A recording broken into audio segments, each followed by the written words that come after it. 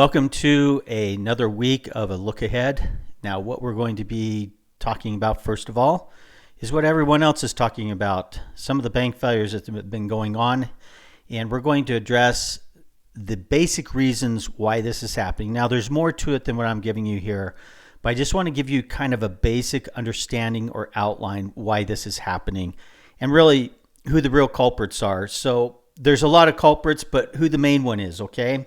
So forgive me if I don't get into all the integral details of the intricacies of the details of this, why the bank is failing and so forth. I'm going to be very broad about it because a lot of people wouldn't even understand it even if I did talk about it. So please, in your comments, I know, okay? I know. So first of all, on the bank balance sheet, we need to understand the bank balance sheet and the basics of a bank balance sheet. If you go into your bank, you can go in and you can see this. Some banks have it posted, but you can see it. And so you can look at what their, in this side over here, deposits are labeled as liabilities, okay? So they're liabilities, and loans and securities are listed as assets. So I'm just going to go basically why that is. When you have a deposit, you have to pay an interest rate on it. And the reason why, meaning a certain size deposit, the reason why the bank pays an interest rate on that deposit is because basically you as the depositor, meaning if I have $100,000 and I go and drop it into an account at Bank of America, what I am basically saying is that here's my money. You can use it. I'm lending it to you. And what the bank is saying, I will give you a receipt showing that you deposited this money in here. And if you come back and request that money, I have to turn it back over to you at your request, generally speaking. And so what you're doing is you're lending basically through your deposit the bank money so that it can then take that money and through a fractional reserve system, expand the leverage on that money, and then they can lend it out. And that's the loans. So the bank takes your money through a fractional reserve system. They create more money out of thin air. So banks are one of the, when we talk about creating money out of thin air, banks are one of the biggest institutions that do this. They have the power to do this through fractional reserve. So they can take that $1,000 you deposited, say, and they can leverage that up, clear up to 9 times its value in some cases, and make that $9,000, which they can lend out. So some poor kid at college can go and take out a loan and buy himself a motor scooter to drive him back and forth on his dates and shopping for his groceries at the store, whatever. Anyway, we'll ante that up a little bit. Say I'm going to buy a home. The home's like $400,000. I go out. I have $100,000. I put down the house. I got to finance it with $300,000. I go to my bank. They approve me. They give me a $300,000 check.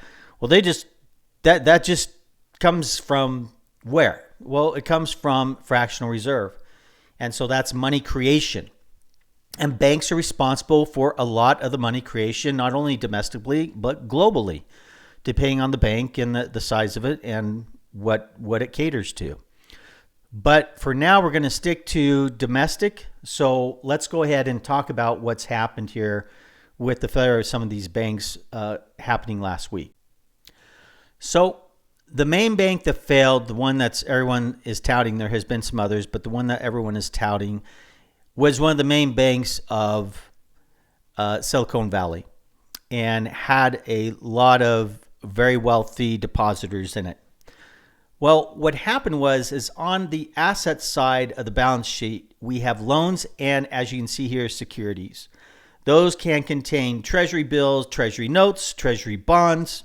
The bonds are further out. But what happens is with this particular bank, they didn't have a lot of loans out there, but they did have a lot of securities. And I don't know who's running the risk department, but I can kind of understand it. It doesn't sound like the risk department was very well managed. But what happened is they had all these securities on their books, and what when the feds raised the rates at over 500 basis points in less than a year, these securities lost value because when the yield goes up, the price of the security goes down. And so these securities were worth less than when they originally purchased them and hadn't reached their full maturity. Well, a market gets a whiff of this and they are going to go in and they are going to short the living daylights out of this. So you have equity holders in here that they have stock in the bank and so forth. Well, someone gets a whiff that this is what's on their balance sheet and they know that that's a problem. They can start shorting the stock. They can start shorting the bank. And that's exactly what happened. Then those who were the depositors, which were very large depositors, kind of got the gist that, hey, something's up with the bank. It's not, I tried to get this, I had to wait, They start pulling out their deposits. So when when depositors start pulling their deposits, the bank, again, they have that little slip of paper that says, hey, when I say I want to leave, you got to give me my money back. The bank has to then give these depositors their money back. They can't borrow it anymore. Well, when you got a lot of depositors starting to pull, you're going to have to do what? Liquidate. Okay, you're going to have to dip into your equity, and that equity, I have it in gold. It could be gold. It could be other types of securities. They have to liquidate that. That goes away. Then you got to come over here and you got to start liquidating your assets, and you're going to go after the securities, okay? Well, these securities now are not worth as much as they were. You start liquidating, all of a sudden, you don't have enough. Because when you bought the securities, they were able to match up your balance sheet so that you were stable. Now that the Fed has come in and they've hiked rates up so high in such a short period of time, it's hard to get all that off your books and redo it. It just doesn't happen as fast as the Fed raises rates and so forth. Plus, like I said, if you don't have a good risk department, that's not going to happen very well either. And that was the case here. They didn't have a very good risk department. And so now you don't have enough securitization in your bank to meet the deposits. That gets out, and then the short sellers really come in and the depositors really pull, and now you have a bank failure. And that's basically, in a nutshell, I know there's a lot more to it, what happened here. And it didn't only happen here, but I'm going to show you the charts. When we start looking at the charts here, it happened in a lot of other banks. A lot of other bank stocks like JP Morgan, Citicorp, they all got shorted because they're all heavy in the securities department. Okay, that's just part of the balance sheet. That's how a bank does its balance sheet, so that meets certain regulatory requirements. And so this is a big thing, and it's getting out there. Now, who is really at fault here? Well, yeah, this bank could have managed its risk portfolio better, but who went in and raised rates like a bat out of hell? That is Jay Powell, okay? Chairman of the Federal Reserve. He did that. He was hired by who? Joe Biden. I should say rehired by Joe Biden. And if you don't think that the executive branch of our government has an influence on monetary policy, such as, hello, Jerome Powell, this is President Biden. My administration is getting wrecked by inflation. Put the burners on. And so we have this massive rate hike, which has created a rate of change which is beyond anything I've ever seen before. And I talked about the problems of this coming up and happening over a year ago, not only in a domestic way, but in a global way with, having a sovereign debt crisis because of lack of dollars and interest rate hikes and the effect it would have on retirement accounts and so forth that hold these securities. And it would just begin to crush those retirement accounts because the securities, the fixed asset part of things starts to fall apart because the value of it starts to go away as the Fed raises rates. The Fed raised rates at the top of all the parameters we use to measure inflation. This was not even a monetary inflation event, so raising rates just would make the problems even worse. But they raised the rates at the very top of the PMI, the top of the PPI, the top of the CPI. That's where they started to raise rates at. It was like a trader who went into the market. The market was at the top of the move, and they would buy the living daylights out of the top. That's pretty much what the Fed did. Now, I'm going to say this, and this is my personal opinion. I think this is planned because there is no way that these clowns, I call them clowns, but they're supposed to be some of the smartest people on earth to manage our fiscal, well, actually our monetary policy. And we have a former Fed chair managing our fiscal policy. They're supposed to be some of the smartest people on earth, right? How can you be so dumb? How could you make such a dumb mistake as raising rates in that rapid of fashion and then say, oh, didn't see this one coming? How can you do that? Oh, okay, so we'll solve the problem. We'll open up the discount window and anyone can come in and get loans for X amount of days at this certain rate. I mean, really, that's the answer? So what are markets pricing in now? Well, we're going to look at it. But we got two things going on here, and we got to watch it very carefully. We've got a lot of news coming out this week, a lot of news that's going to kind of show us where we're at on the inflation side of things. But we've got a lot of news coming out the following week where the Fed's going to start to look at, are they going to move 25 basis points? I mean, at the beginning of the week, everyone was like, wow, this is going to be 50 basis point hike. The way Fed Powell was speaking to the Senate. And now all of a sudden, all this comes out, and just 2 days after that, and now people are saying, wow, it looks like they're not going to raise rates at all. Well, I'm not going to comment whether they're going to raise rates or not. I still think 25 basis could be on the table. If they do pull it back, markets are going to scream higher. Rates on the 10 years going to scream lower. Gold is going to go sky high. If they come out and do the 25 basis points, markets are going to go down. And then the rate on the 10-year is going to go up and gold is going to head down. Pretty much the way we are going to have to play it because we don't know what's ticking at the table of the Fed chair and his governors. So we'll find that out as time goes on.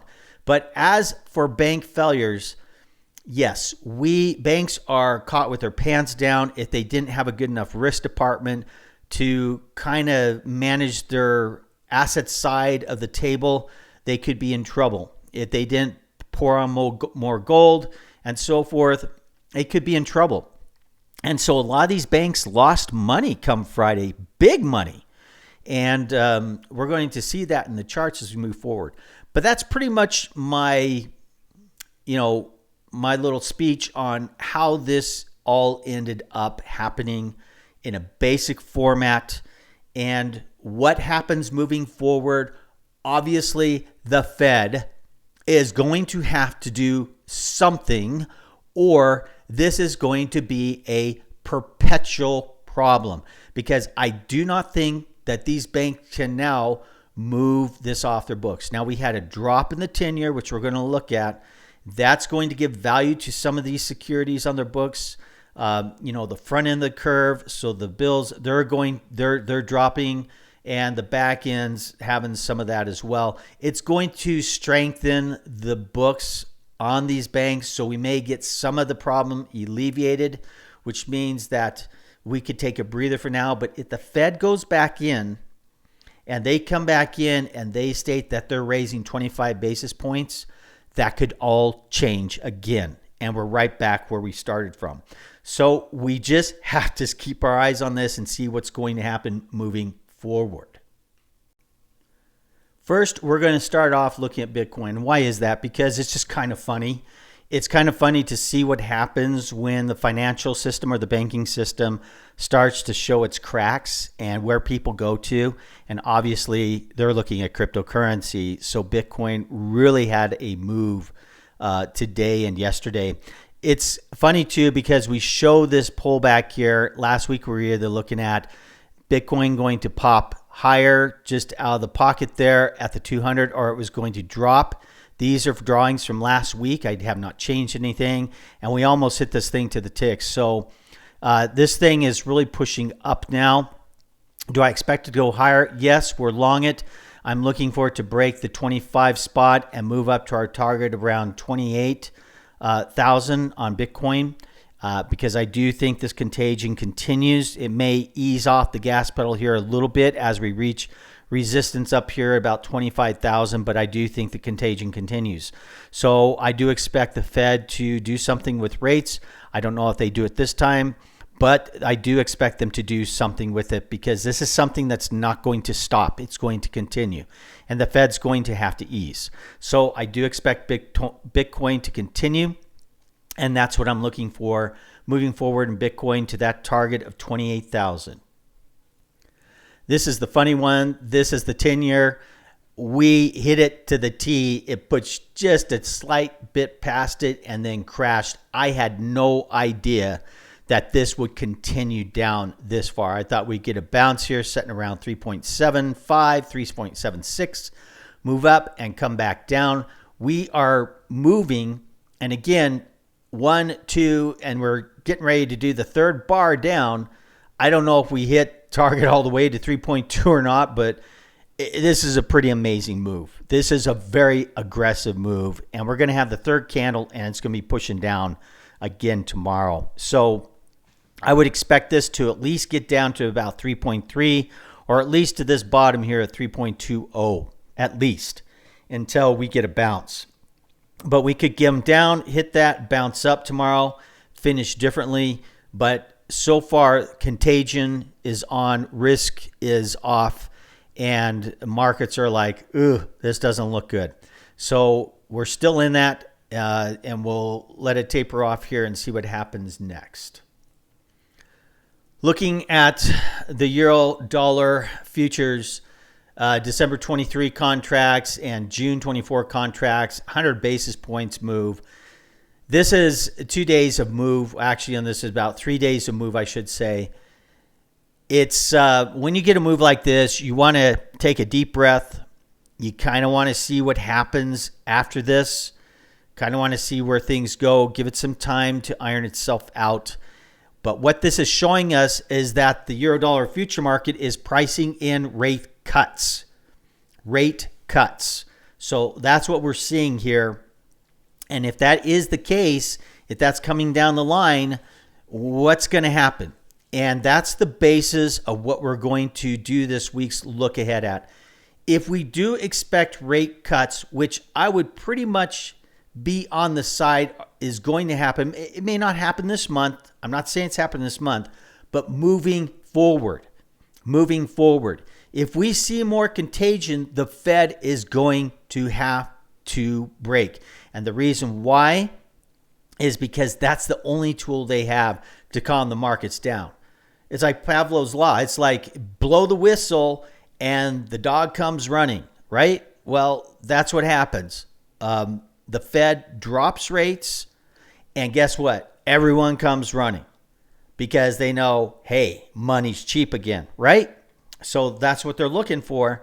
And that's what we got to find out, is if the Fed's going to bend or if it's going to strong arm the market. And I can't tell you one way or the other, but I am looking very carefully at this March meeting and what goes down there. It's like a pivotal point. And I don't mean pivot, okay? Don't get that mixed up with what I'm saying. It's a pivotal point in what the Fed is thinking and what they're going to do. So let's kind of hold back. I'm not saying that they're going to actually come in and lower rates. I'm saying that the futures market is telling me that these last few days. That's what it's telling me. I don't make this stuff up myself. I just simply follow the smart guys, the smart money, those who are in mostly the know because they've got a lot of great people doing research. So I'm following them, and that's what they're telling me right now. But we'll see if it's what they continue to tell me is going to happen. Bank stocks, we look at Spider Selector Funds, financial, it dropped off of a cliff. We look at Citigroup, it dropped off of a cliff. We look at JP Morgan, it dropped off of a cliff. It had a little bounce today or yesterday, and today it looks like it's kind of still trying to make up a decision, but we had some green on it yesterday. And the Spider, oh man, the S&P Regional Bank, it is, I don't know, can we see it so far down? Yeah, there it is. It's way down there. Broke the channel. Boy, wow, what a drop. Yeah, regional banks are really getting hit hard, the small guys. So we see at JP Morgan, Citigroup, they are also getting hit really hard. But they can kind of take the hit, bases the small regional banking system. So we got to kind of watch that end of the spectrum.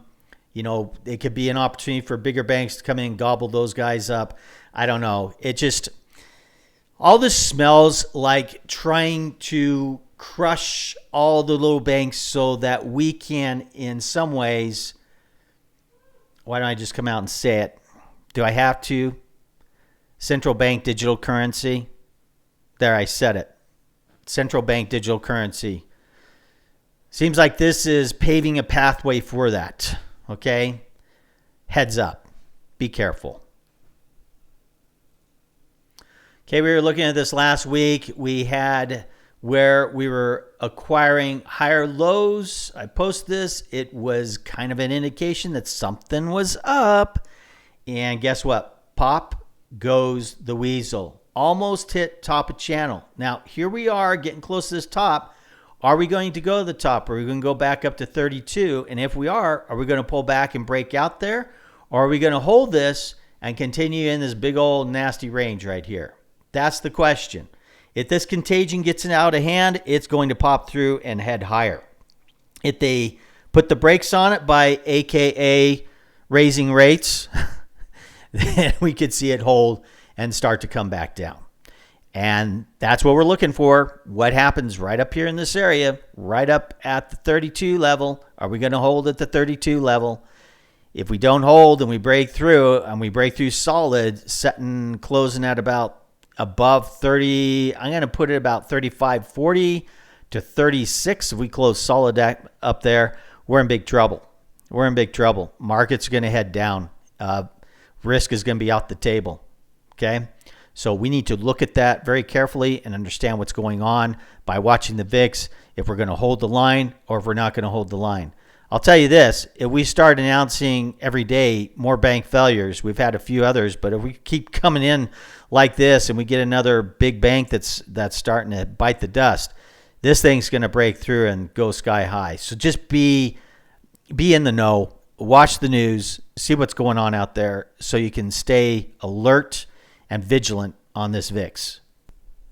So these are all the same drawings from last week. I haven't changed. And we were looking at, we could head down or we could head up and then down. We are in a range on dollar. Okay, so this is the Dixie.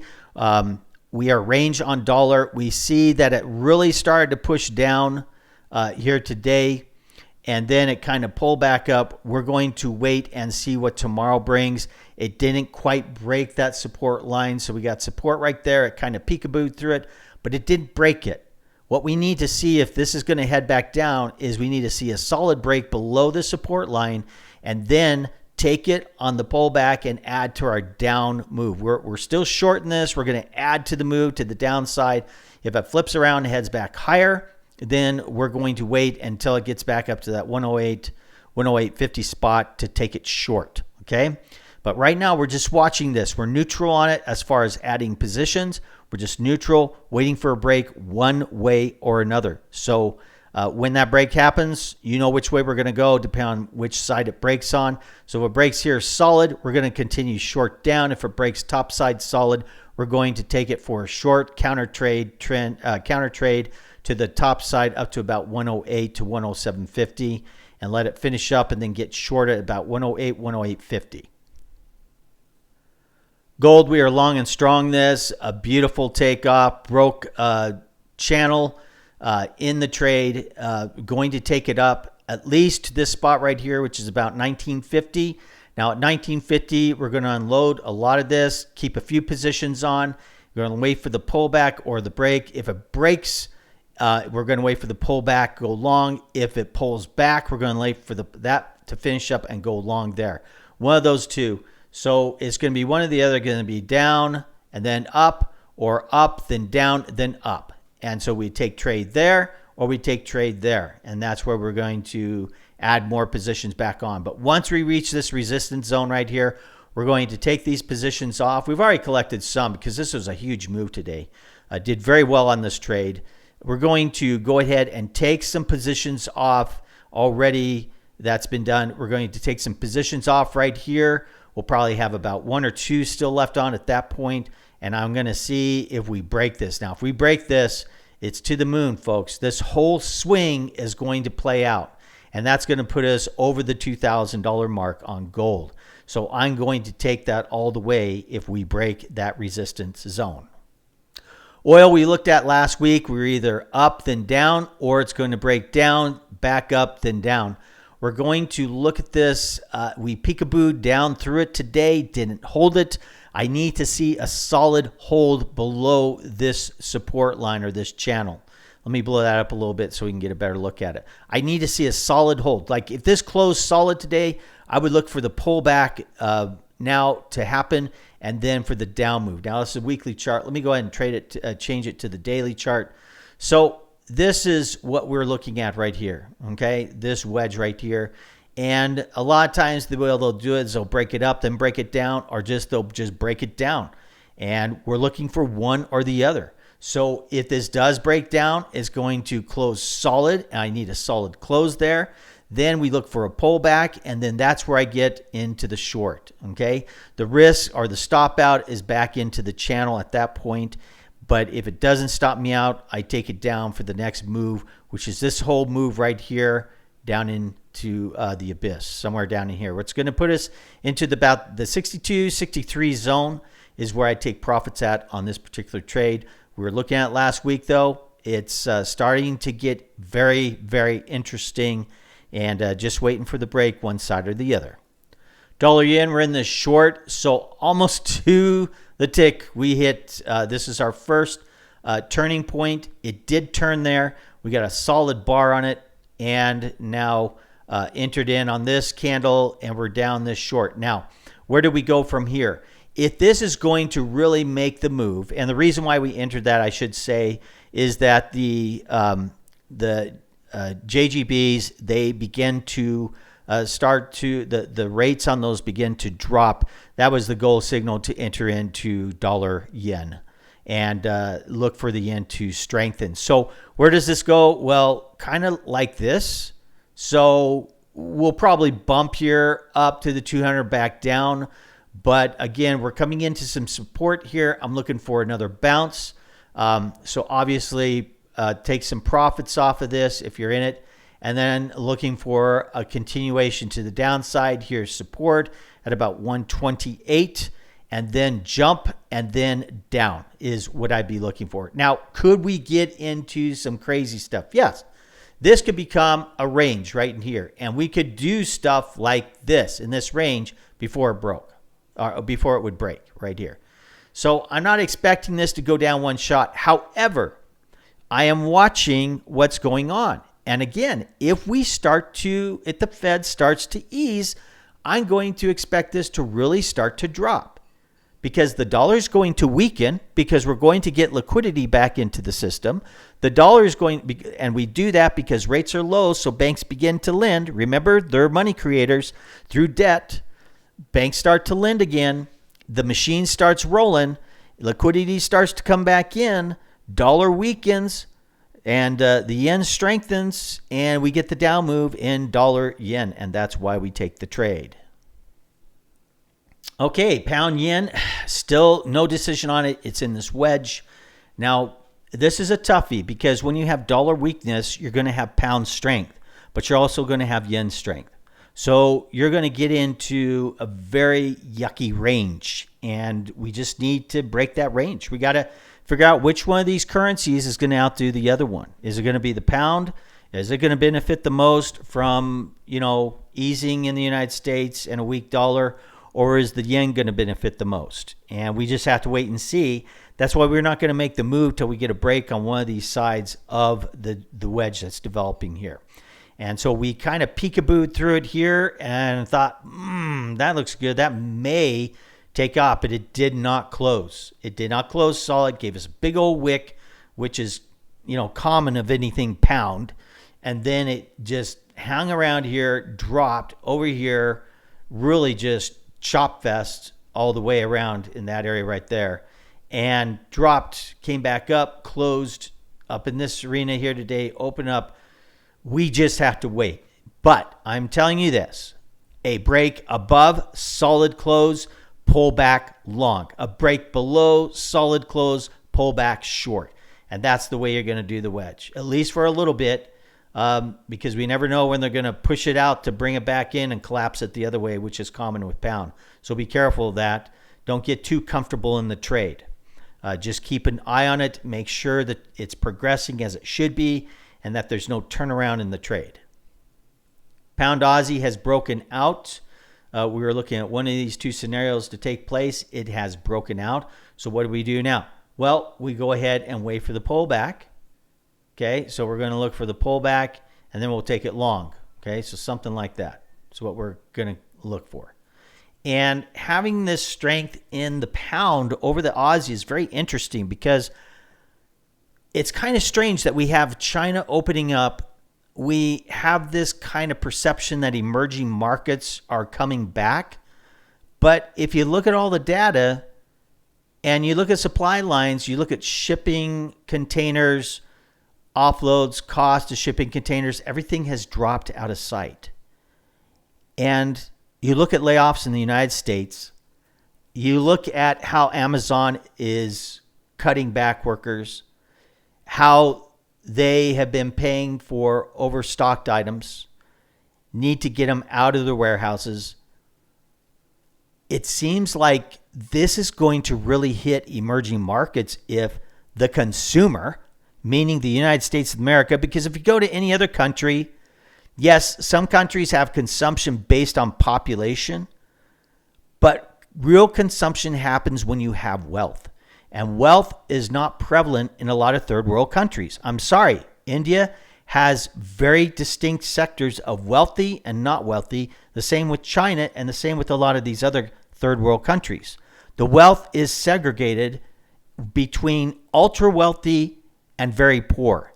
And the very poor makes up the masses of these third world countries. And so you don't have a lot of people consuming in these third world countries. Therefore, the country that consumes the most, the United States, is based upon we have a middle class. We just don't have a super wealthy and a super poor. We have that middle class, which the elites have been trying to get rid of for years. Because a middle class keeps things kind of nice, keeps it even, keeps the wealthy from getting too rich, keeps the poor from getting too poor.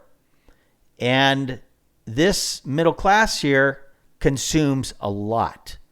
The middle class being those who make anywhere probably between $50,000 and $200,000 a year, they consume a lot. They're the main home buyers, the main car buyers, the main grocery buyers, the main fuel buyers or energy buyers. They're the main purchasers and taxpayers, may I add. No matter what Biden says, they are the main taxpayers versus the wealthy or versus the ultra poor. And so they are the mainstay, and we're the only country in the world that has them. And so when you look at the middle class starting to pull back, and you look at credit starting to contract because people can't pay their bills, their credit card bills, when you look at home buying starting to crash, which it is, then you've got a problem with third world countries that supply the middle class with all the stuff they use. And if that's the case, what's happening in these third world countries? Are they consuming commodities to build new stuff? Probably not, which means the way they used to get wealth is contracting. The way they used to bring in new dollars, contracting. And this is going to be a problem So watching things very carefully here for like Australia, because Australia is a main commodity provider. Who they provide a lot to? China. Okay. As Trump would say, China. Okay. And so I know the relationships have been rattled over COVID, but no matter what, China needs the goods that Australia has, because China, about the only crop they can grow now is rice, because they got poor land. They are really, they got some minerals going on over there, but they're really lacking a lot of other things like energy. So they really are interdependent on other countries to get that. So it's very interesting to me seeing that the pound is outdoing the Australian dollar. And so I'm watching this very carefully, but a pullback and a continuation up tells us a lot about what's going on in third world countries. If this does pull back, I'm going to test a trade. Obviously, a stop is right below this last high, producing the, if we just look at it here, this is what produces the support, and we put the stop below that.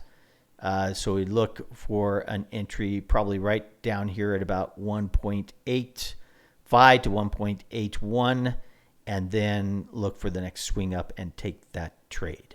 Here, Aussie, the same thing, pull back into the support zone, our resistance now support zone of about, let's hang it about to dry about 1.5950 area to look to enter. And then a drop below that would be the stop out on that one, but look for the next swing up after that pullback. Okay, we're going to finish up with the indexes today. So the ES or the S&P is in a wedge, guys. This is a wedge. It's now confirmed, and we're going to break one side or the other. So what would I do in this situation? I'm looking to nestle into a nice position. Let's go to the daily here so you can see it a little bit better. What am I going to do to nestle into a nice position in this? I'm going to wait for the break one way or the other. So if this breaks down to the downside, we're going to definitely look for something down, then up, and then we're going to take that short. And that's going to be the play. I don't care if you're bullish or bearish. That is the play if it breaks to the short side. Likewise, if the Fed comes in and we start to ease, we're going to get something like this, and then this, and then this, and that's it. That's the way we're going to go on that. Let go. That's the way we're going to go on that. We're going to head on up, and we're going to start flying to the upside. It's going to do one of those two things. I'm not going to predict which one it's going to do. Again, it's going to be based off policy. We're going to have to wait for that. So when I see one of those two scenarios happen, I'm going to either get long and strong, or I'm going to get short and bearish, okay? Because this move that's going to happen, if it breaks the downside, is going to be a pretty good size one. We're going to see this whole move here, from here to here, swing down to here. I can't get it on my chart there. I got to squeeze it up a little bit. Okay, so it's going to be quite the move to the downside. And we're going to catch that other part of it when it pulls back and heads down. So that's what we're looking for on ES. The NASDAQ's a little different. We're going to take a look at that next. NAS is looking a little bit more bullish, but we had either was going to take off or is going to pull back and take off, and it's chosen to do the pullback. Now, we had quite a good up move on this today, unlike the ES. Why is that? Well, tech stocks, how are they performing? What do they deal with? Well, a lot of tech is in what? Well, it's in the development of crypto. Well, what did crypto do today? It exploded. So we have a sector of tech which could help bolster this side of the futures in trading index, the NASDAQ. And so we want to keep an eye on this. It could get bullish here. I'm not saying it's going to. It could be, pretty rough here for the next week, especially with the numbers coming out. Again, now, if we have inflationary numbers come out, non-inflationary numbers come out this week, this thing's going to go skyward. If they're inflationary Expect this to stay mute or move to the downside, connecting with our channel down here again. And then we have to wait and see what happens after that, okay? But again, this whole thing it still looks bullish to me. It needs to break certain levels to look bearish, but we came down here to the 11,832 spot. We peekaboo just below that, but we got away from that like it was hot water. And the markets pulled back on it. So that's telling me something. Now they pulled back and left us with this funky candle, but let's see what they do tomorrow. Let's see what the close looks like tomorrow. But this is a big line in the sand here, is this 11,837, 11, they pushed it all the way down to 11,813 today. Big line in the sand here. If we start to really break and hold below those areas, that's going to tell you something. That's telling you that, hey, this may start to, go down in oblivion. But right now, with that being the case, it tells me I got to look at this thing going long. And that's why I think that this S&P also flips it around in that wedge and breaks long until I see otherwise.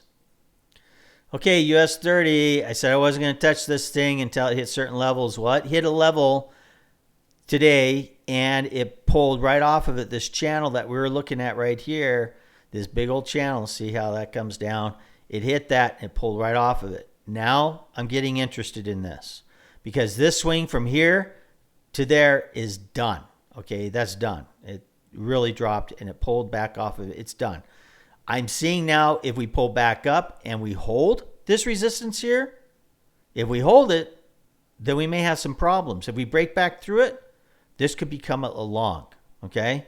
So if you prefer right now, yes, you could take a long here with the stop right here.